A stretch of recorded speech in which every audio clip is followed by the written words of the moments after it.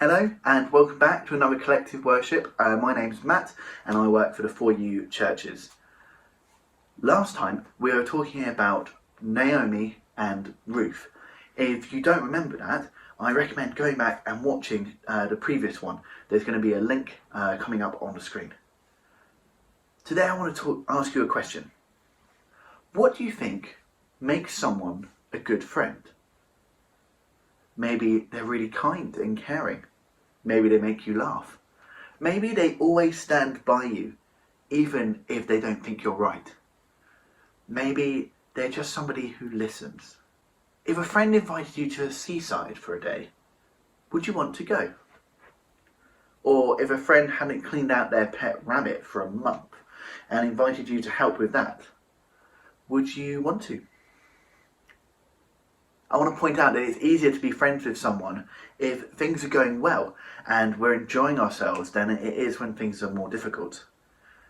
It's much easier to go and have fun at the seaside than it is to clean a smelly rabbit. Have you got any examples of times when friends have stuck by you? Maybe think of them now, a time when a friend has stuck up for you even when it's been difficult. Hold that friend in your mind as I read this story.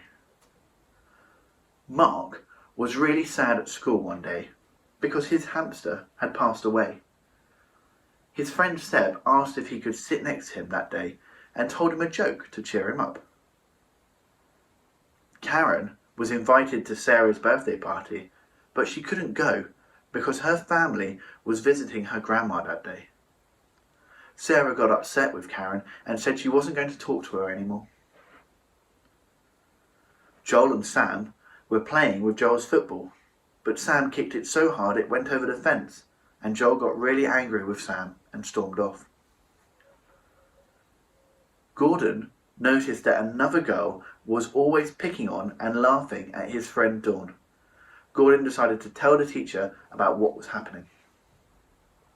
I want to tell you a story about somebody who was a great friend. So remember Ruth and Naomi? They were going to leave and they were going to go back to Bethlehem. Their life had been full of ups and downs. So we're going to pick up that story now. God's story, Ruth. So part of God's story is about a woman named Ruth, and it begins like this. Ruth lived in a place called Moab and was married to a guy who was part of God's special family, the Israelites. A few years later, though, Ruth's husband died. Instead of returning to her family, which would have been expected, she stayed with Naomi, her husband's mom. Naomi tried to get Ruth to go back to her family in Moab, but Ruth wouldn't leave Naomi, no matter what. In fact, she wanted to go back to Israel with her. Ruth said, "Your people will be my people, and your God will be my God." So they both returned to Naomi's home in Bethlehem. Ruth said, "Don't ask me to leave you. Let me go with you, wherever you go. I will go wherever you live. I will live. Your people will be my people, and your God will be my God. And wherever you die, I will die, and that is where I will be buried." Ruth gave up everything she could to be with Naomi.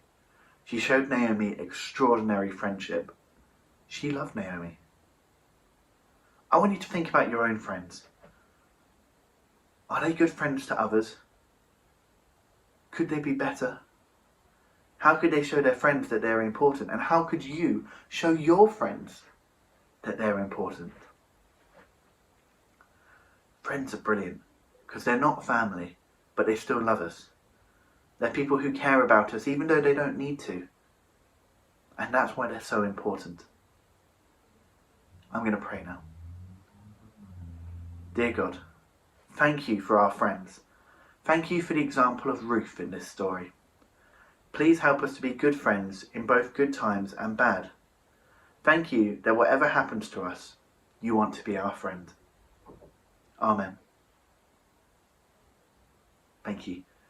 There's going to be another assembly coming out really soon, so stay tuned on this channel to find it. Bye.